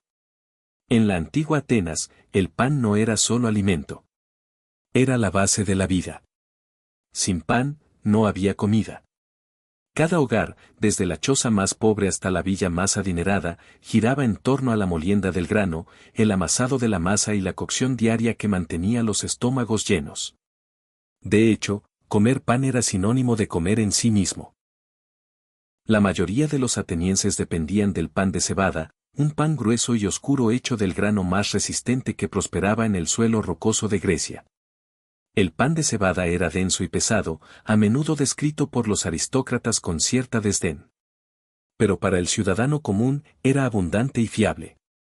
El pan de trigo, más fino y suave, era un lujo importado de regiones como Tracia o Egipto. Comer pan blanco era una declaración de riqueza. Era alimento para unos pocos privilegiados, no para la mayoría. En las calles de Atenas, los panaderos se levantaban antes del amanecer para preparar el pan diario de la ciudad. Hornos de leña de olivo y matorrales llenaban el aire de una fragancia a nuez y humo que se extendía por el ágora. Los vendedores ofrecían panes recién salidos del hogar, envueltos en tela u hojas para conservar el calor. Un estibador podía partir su pan con las manos de camino al trabajo, mojando trozos en aceite de oliva o vino para darle sabor. Los niños arrancaban trozos para picar mientras hacían recados. Y los agricultores que llegaban del campo a menudo compraban pan para acompañarlo con higos secos o queso. El pan rara vez se comía solo. Se mojaba en miel para dulzor, remojado en vino diluido, o usado para acompañar guisos de frijoles y lentejas. Los atenienses más adinerados podían espolvorearlo con hierbas, sésamo o queso. Incluso había variaciones horneadas con cebolla o ajo, lo que daba a los panes un toque picante que llenaba el estómago y agudizaba los sentidos. Pero el pan era más que combustible. Era simbólico. En las ofrendas a los dioses, se colocaba pan sobre altares.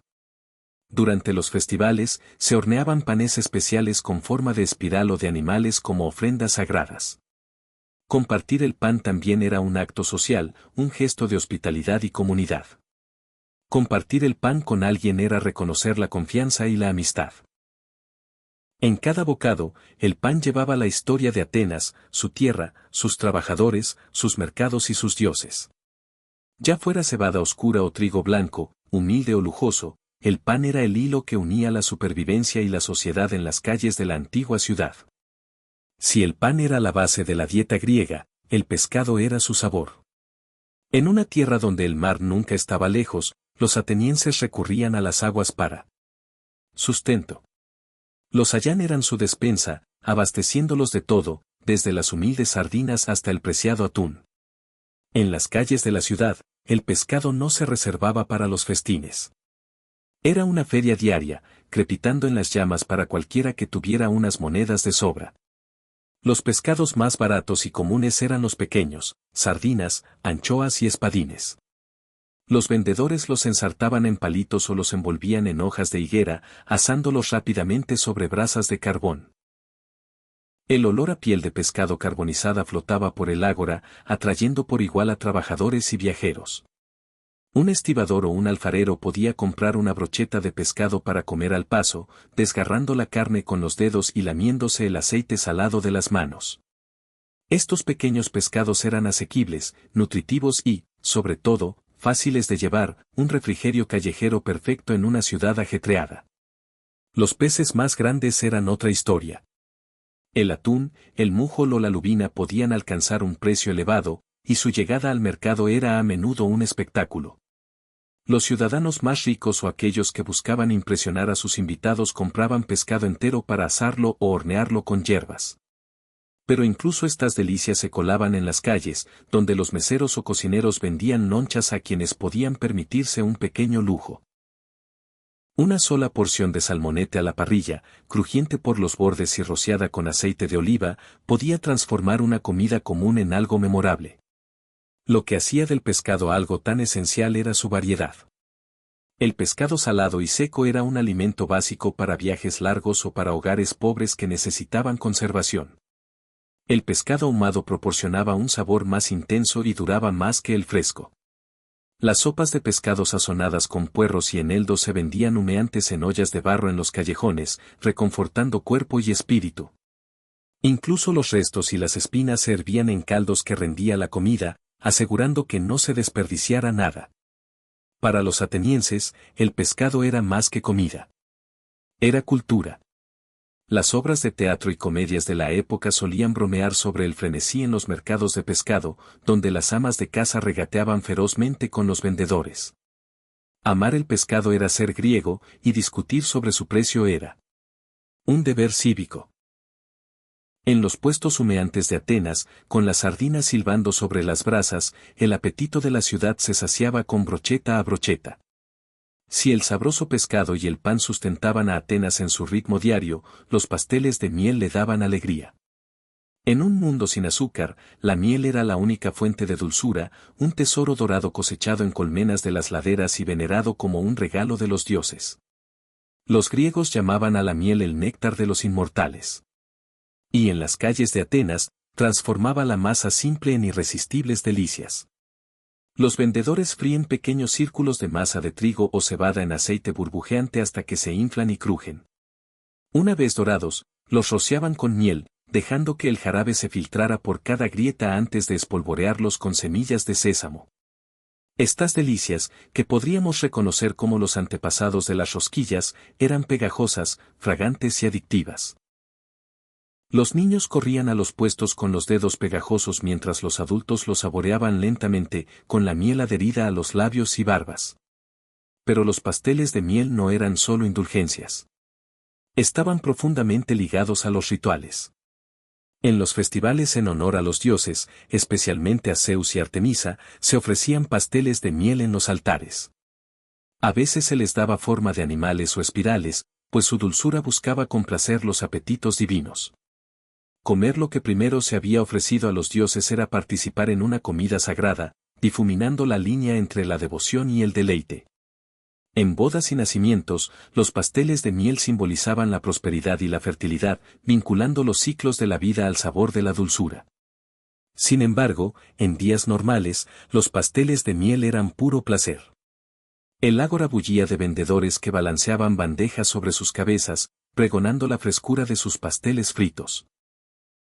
El olor por sí solo era suficiente para atraer a los transeúntes de los debates y los tratos comerciales. Durante unas pocas horas, cualquiera podía disfrutar de un momento de lujo, sin importar su pobreza.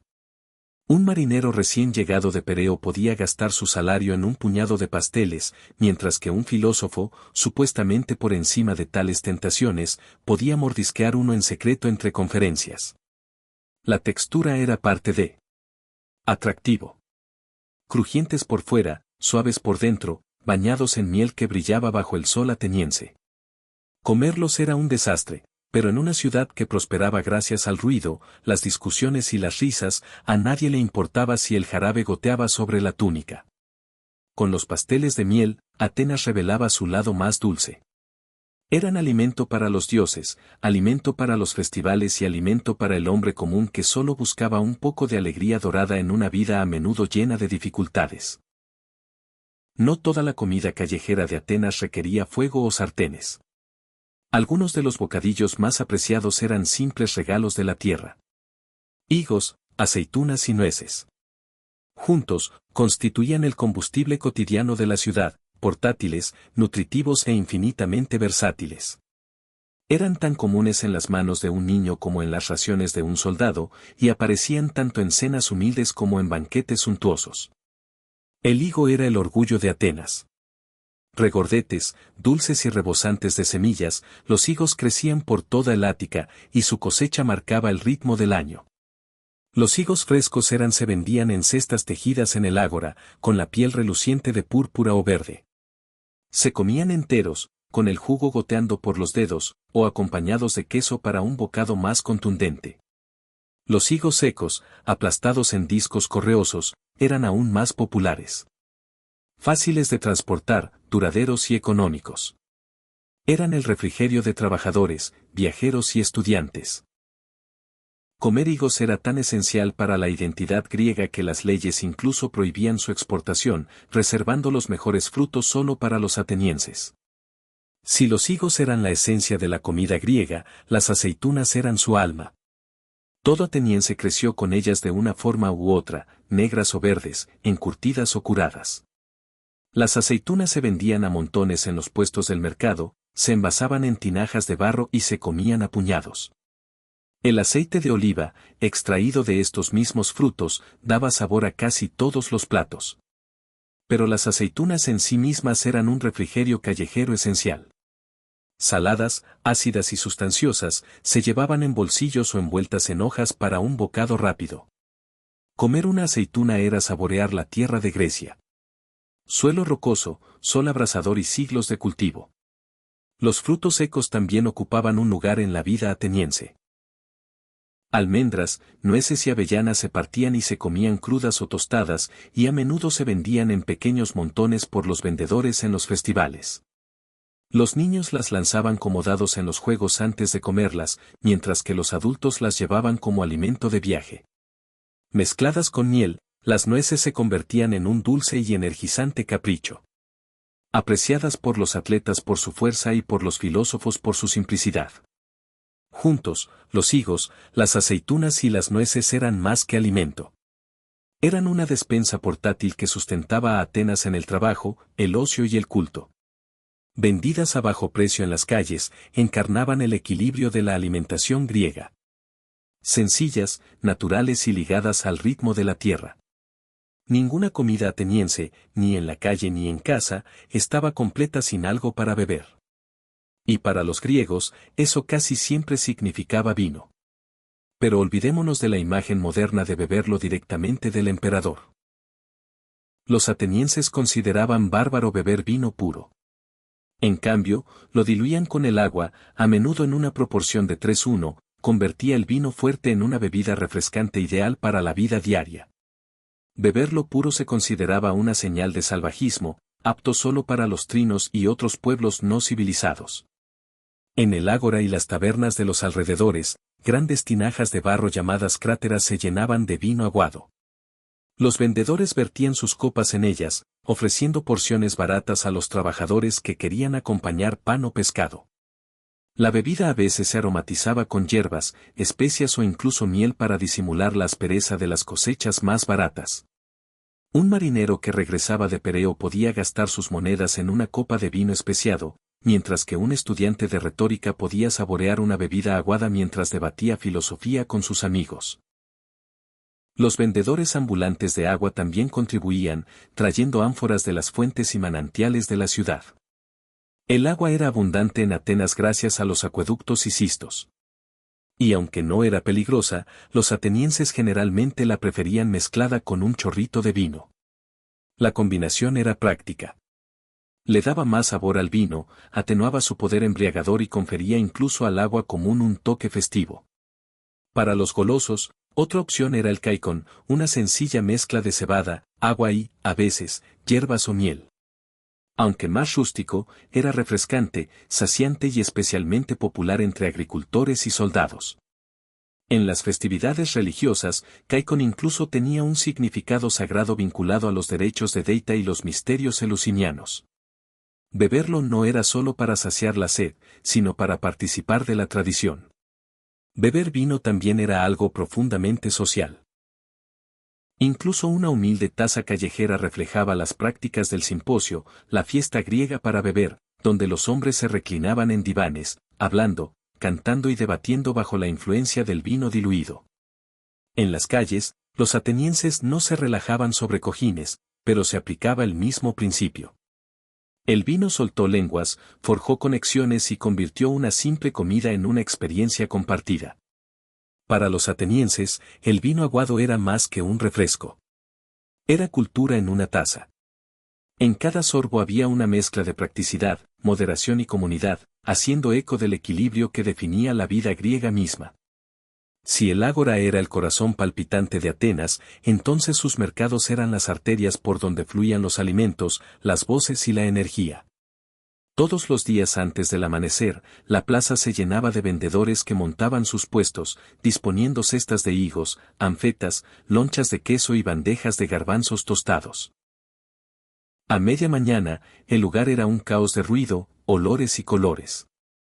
Los vendedores de comida de Atenas no eran simplemente vendedores. Eran artistas. Cada uno gritaba con afirmaciones exageradas, alardeando de que su miel era más dulce que la de los rivales o de que su pescado era más fresco. Capturado al amanecer desde el puerto de Pius. Las amas de casa regateaban ferozmente, arrojando monedas y exigiendo mejores precios. Los filósofos se quejaron del ruido, pero a menudo se vieron tentados a comprar bocadillos entre conferencias. Los esclavos se abrieron paso entre la multitud, enviados por sus amos para recoger provisiones. El mercado era caótico, pero también era el pegamento de la ciudad. Un lugar donde todas las clases se mezclaban en busca del sustento. Algunos vendedores llevaban sus mercancías por las calles en lugar de montar puestos. Los panaderos balanceaban bandejas de pan plano sobre sus cabezas. Los vendedores de nueces hacían sonar pequeñas cestas para llamar la atención. Los pescaderos dejaban caer agua de mar sobre sus capturas para mantenerlas brillantes y frescas. Los ciudadanos más pobres podían comprar simplemente una sardina o un puñado de aceitunas, mientras que los ricos podían comprar abundante vino fino o grandes trozos de carne para las fiestas familiares.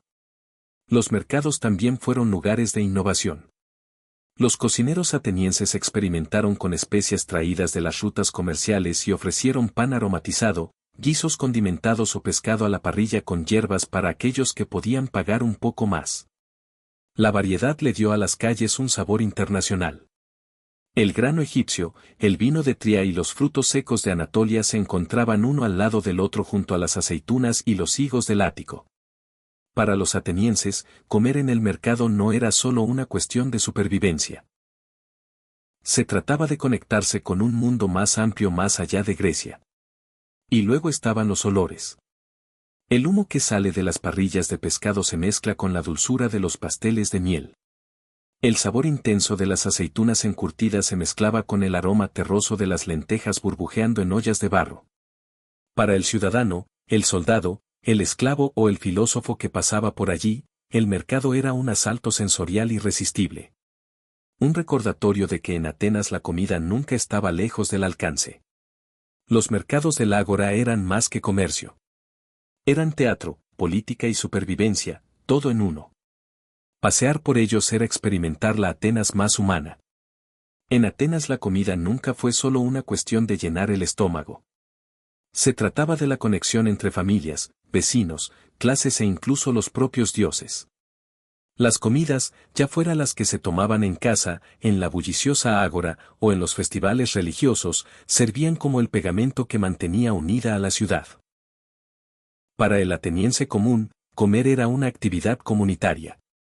Las familias se reunían alrededor de sencillas mesas de barro y compartían pan de cebada, aceitunas y guiso de lentejas en cuencos comunes. No se desperdiciaba nada, y comer era tanto una cuestión de conversación y de narración como de nutrición. Incluso el trabajador más pobre podía encontrar dignidad al compartir el pan con sus parientes. Comer solo era poco común y a menudo se consideraba algo triste, un recordatorio de que la comida estaba hecha para compartirse. En las calles, el mismo principio se extendió al exterior. Los vendedores ambulantes vendían garbanzos asados o sardinas a la parrilla no a clientes silenciosos, sino a personas que se quedaban un rato, charlaban y discutían mientras comían. Un trabajador del muelle podría compartir higos con un amigo, mientras dos filósofos debatían sobre política tomando vino aguado en un puesto de la esquina. El mercado se convirtió en un escenario donde atenienses de todos los rangos, desde esclavos hasta ciudadanos, se codeaban y conectaban a través de la comida. La vida religiosa reforzó este sentido de unidad. En los festivales, la carne sacrificial se dividía entre los participantes, lo que permitía incluso a los pobres probar lo que normalmente no podían permitirse. Los pasteles de miel ofrecidos a los dioses luego se compartían entre los fieles, difuminando la línea entre ofrenda sagrada y banquete público. La comida en este contexto no era privada.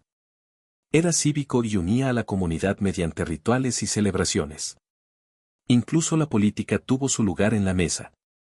Las comidas públicas conocidas como sisitia, especialmente en otras ciudades-estado griegas como Esparta, encontraron sus ecos atenienses en los festines comunitarios después de las victorias o durante grandes eventos cívicos. Aquí, la comida se convirtió en una declaración de igualdad, los ciudadanos cenaban juntos y dejaban de lado el rango para el acto compartido de comer. Y, por supuesto, estaban los simposios, reuniones para beber donde los hombres se reclinaban, hablaban, cantaban y tramaban las ideas que darían forma a la filosofía, el teatro y la política durante siglos. Aunque se trataba de asuntos de élite, sus raíces aún estaban en la creencia ateniense de que la comida y la bebida abrían puertas a la camaradería y al intercambio intelectual. Al final, la comida callejera ateniense era más que garbanzos, pasteles de miel o pescado a la parrilla. Fue el sabor de la democracia en acción. Comidas sencillas compartidas a pesar de las diferencias, convirtiendo la supervivencia diaria en un ritual de pertenencia. A través de la comida, Atenas alimentaba no solo su cuerpo, sino su alma. La historia de Vinland no comienza con Leif Erikson, sino con su padre, Arek el Rojo. Feroz, ambicioso y exiliado más de una vez por violencia, Arek se había labrado una vida en los confines del mundo conocido. Después de ser desterrado de Islandia, zarpó hacia el oeste y se topó con Groenlandia, una tierra de glaciares, fiordos y vientos fuertes. Para atraer a los colonos, lo llamó Groenlandia, aunque la realidad era mucho menos atractiva. Aquí, en casas de turba dispersas a lo largo de las costas, los nórdicos se ganaron la vida de manera frágil, cazando focas, cuidando ovejas y comerciando con pieles. Leif creció en este mundo de escasez. A diferencia de los exuberantes campos de Noruega, Groenlandia exigía dureza e ingenio. Cada cosecha era incierta, cada invierno una prueba.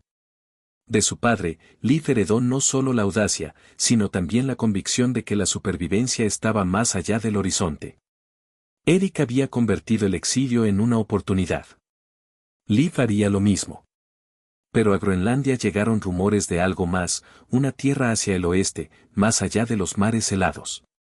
Los marineros hablaban de bosques donde la madera crecía espesa, a diferencia de las rocas estériles de Groenlandia. Algunos incluso afirmaron haber vislumbrado uvas silvestres, una abundancia inimaginable en el gélido norte. Estas no eran historias de taberna vanas. Los navegantes nórdicos eran hombres prácticos y Leif escuchaba atentamente. Si los rumores fueran ciertos, esta tierra podría proporcionar lo que Groenlandia no pudo. Recursos para la supervivencia, la expansión y quizás incluso la gloria. El mundo de Leif ya estaba moldeado por los viajes. Los barcos nórdicos no solo transportaban guerreros, sino también colonos y familias a través del Atlántico. De Noruega a Islandia, de Islandia a Groenlandia. Cada paso hacia el oeste era una apuesta que los nórdicos ya habían hecho antes. ¿Por qué detenerse en Groenlandia si más allá se encuentran costas más ricas?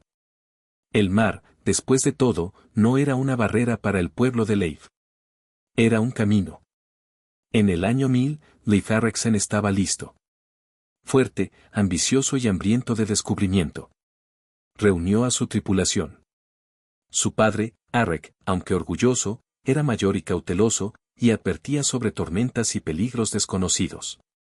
Pero Leif no se dejó disuadir. Había crecido con historias de sagas, de hombres que superaban el miedo y se convertían en leyendas. Para él, navegar hacia el oeste no era solo curiosidad, era el destino. Y así, con los helados fiordos de Groenlandia a sus espaldas, Leif puso su mirada en el horizonte. Lo que le esperaba no era simplemente otro asentamiento, sino el comienzo de uno de los mayores descubrimientos de la historia. La tierra que llegaría a llamarse Vinland. En el año 1000 después de Cristo, Leif Erikson se preparó para un viaje que incluso su valiente padre había dudado en intentar. Reunió una tripulación de unos 35 hombres, entre agricultores, cazadores y marineros experimentados que conocían muy bien las condiciones del Atlántico Norte. No eran aventureros que buscaban solo la gloria. Eran hombres por necesidad, acostumbrados al hambre, al frío y al peligro. Para ellos, la promesa de nuevas tierras era tanto una cuestión de supervivencia como de exploración. Su barco era un NAR, un buque de carga de panza ancha construido para cruzar océanos. A diferencia de las elegantes y largas naves de los asaltantes, orgullosas de sus dragones, la NAR era estable y capaz de transportar ganado, madera y productos comerciales. Sus tablones de roble se flexionaban con las olas y su única vela cuadrada de lana teñida de rojo y marrón atrapaba los vientos del norte. Cada hombre conocía el aparejo, los remos y el ritmo del mar.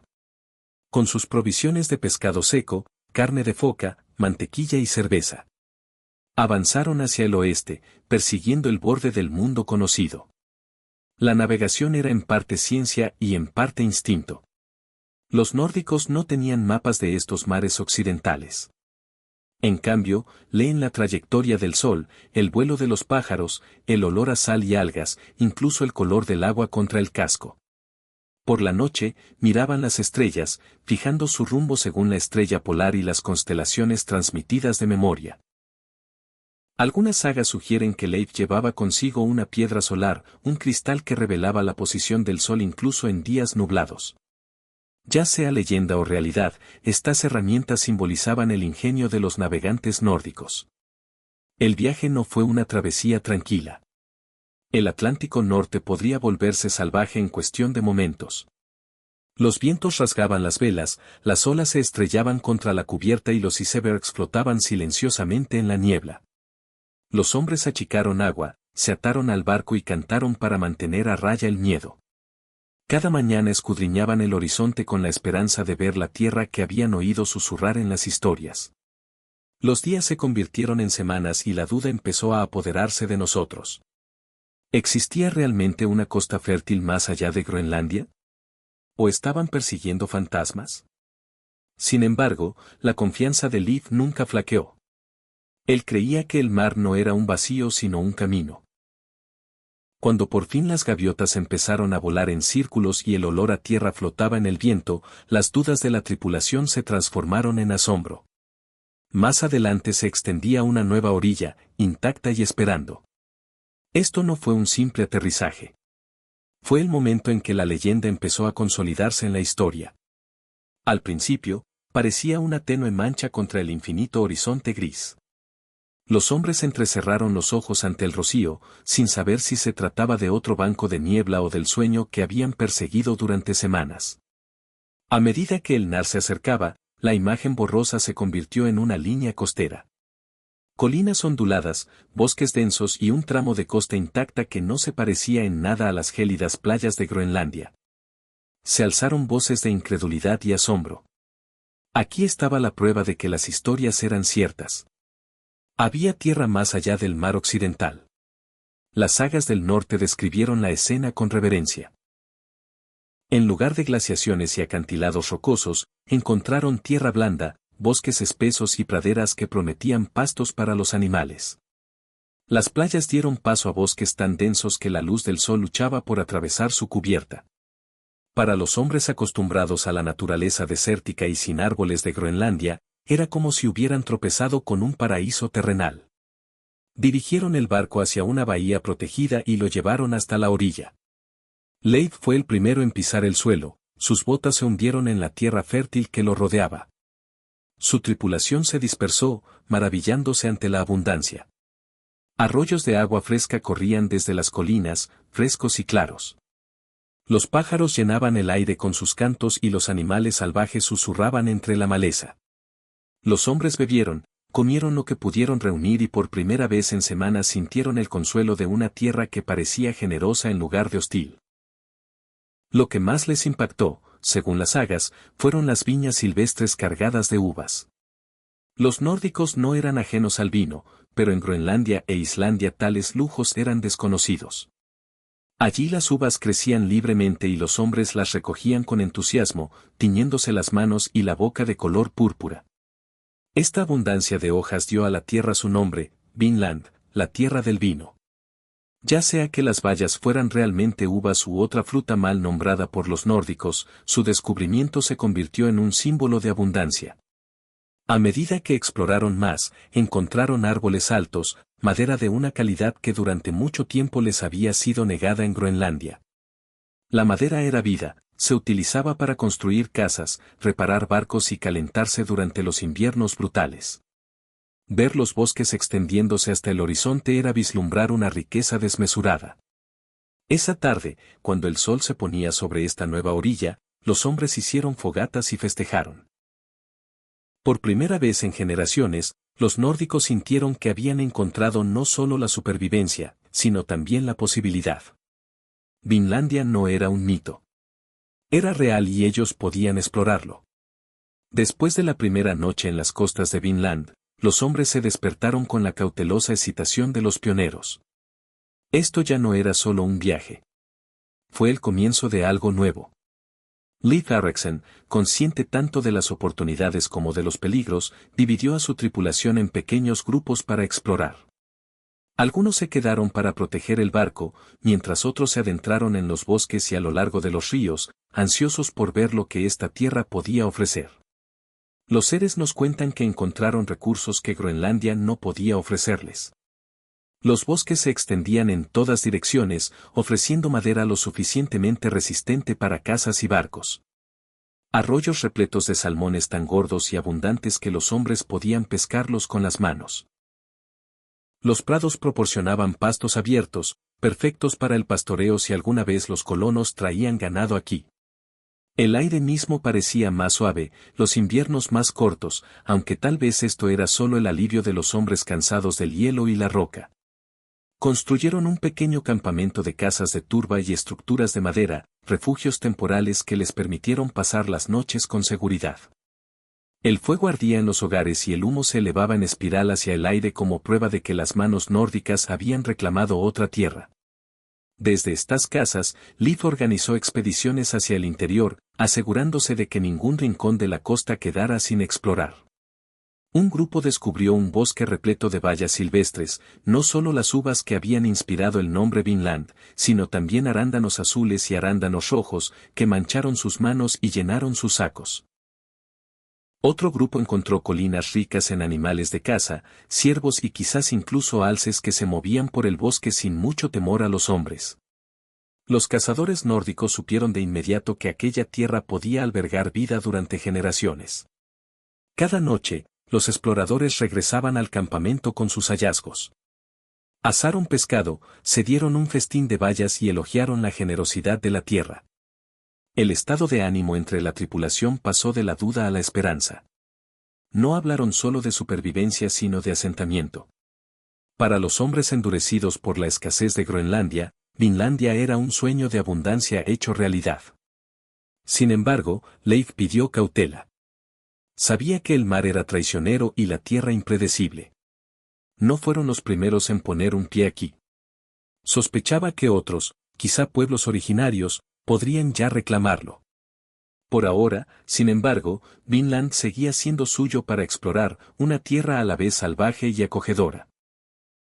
Esperando para probar si la ambición nórdica realmente podría echar raíces tan lejos de casa. Durante semanas, Erikson y su tripulación disfrutaron de la riqueza de Vinland, pescaron en sus ríos, cazaron y recolectaron sus bayas. Pero los nórdicos sabían bien que ninguna tierra, por fértil que fuera, estaba realmente vacía.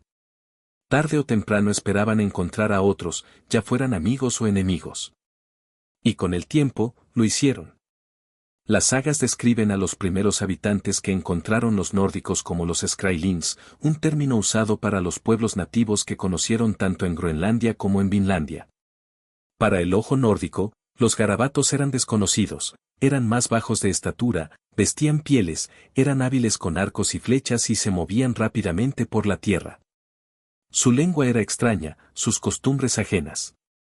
Pero lo que más importaba era cómo se relacionarían entre sí estos dos grupos, separados por océanos y mundos culturales. Al principio, los encuentros fueron cautelosos. Los nórdicos mostraban bienes como telas rojas, herramientas de metal y leche, cosas desconocidas para los garabatos. A cambio, los nativos ofrecían pieles de animales y comida. Por un breve tiempo, pareció posible que el comercio floreciera. Los nórdicos apreciaban las pieles y los garabatos estaban intrigados por los tejidos y el hierro. Alrededor del fuego de sus casas de turba, los hombres de Leif soñaban con un futuro en el que Vinland pudiera ser a la vez una colonia y un centro comercial. Pero la desconfianza creció rápidamente. Los nórdicos, aunque eran agricultores y marineros resistentes, también eran guerreros por herencia. Llevaban armas y no tenían miedo de usarlas. Los garabatos, recelosos de los extraños con espadas de hierro, comenzaron a verlos como intrusos. Los conflictos surgieron de repente. Flechas lanzadas contra los nórdicos en el bosque, un enfrentamiento comercial que salió mal, gritos en idiomas que ninguno de los dos bandos podía entender. Las sagas cuentan una escaramuza particularmente feroz, en la que los Skrallings atacaron en gran número, obligando a los nórdicos a retroceder a su asentamiento. Las flechas silbaron, las piedras volaron y el campamento de Vinlandia tembló de caos. Los nórdicos contraatacaron, con los escudos en alto y las espadas destellando. Pero se dieron cuenta de una triste verdad. Eran demasiado pocos y la tierra no era solo suya. Aunque Leif buscó la paz siempre que fue posible, estos enfrentamientos dejaron claro que Vinlandia, por rica que fuese, era un territorio en disputa. Las uvas, la madera, el salmón, todo era tentador. Pero mientras los Skrallings defendieran su patria, cualquier punto de apoyo nórdico sería frágil. Lo que comenzó como un viaje de descubrimiento se estaba convirtiendo en una lección. El Atlántico los había llevado a nuevas costas. Pero la supervivencia aquí dependía no solo de la generosidad de la naturaleza, sino de cómo enfrentaban a la gente que ya llamaba hogar a esta tierra. Una vez que Leif Erikson y sus hombres establecieron su campamento, Vinland se convirtió en algo más que una costa lejana. Se convirtió en una realidad vivida. Los nórdicos no eran simplemente exploradores. Eran colonos de corazón, acostumbrados a construir sus hogares en paisajes hostiles. En Vinlandia construyeron una base pequeña pero resistente, probablemente con muros de turba y techos de madera, muy parecida a las viviendas de Groenlandia. El humo de sus hogares se elevaba sobre el campamento, señal de que las manos nórdicas estaban dando forma a esta tierra salvaje y convirtiéndola en algo familiar. La vida cotidiana seguía un ritmo de supervivencia y oportunidad. Al amanecer, los hombres salían a pescar en los ríos y arroyos donde los salmones saltaban en tal cantidad que atraparlos parecía casi sin esfuerzo. Otros cazaban animales salvajes, como ciervos, osos y alimañas, y regresaban con carne asada al fuego o conservada para los días de escasez.